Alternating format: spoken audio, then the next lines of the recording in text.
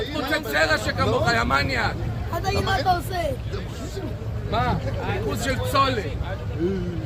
תגיד, אתה צעקת על חד משמעית. אני פסולת כמוך, חתיכת זבל, אני אופסיר כמוך? שאני פסולת כמוך? תגיד לך, חתיכת זין? מי אתה בכלל? אתה אפילו, מי אתם? כולכם מוצצי זרע, מה אתם? מה אתם עושים בישיבה חוץ מלנקנק אחד את השני? מה אתם עושים? אתה לומד תורה? בתורה יש את המשפט ואהבת לך כמוך.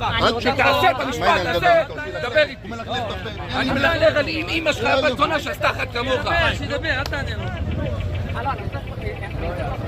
מה אתה רוצה? אל תענה לו, שידבר. אחד. לא להתווכח. הלוואי ועם טרקטור יקחו אתכם, את כולכם, במיוחד את אמא שלך ראשונה.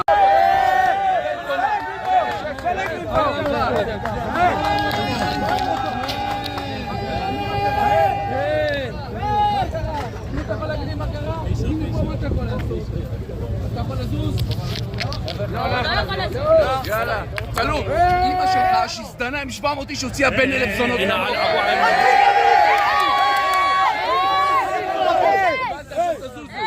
אין לזוז, אין לזוז.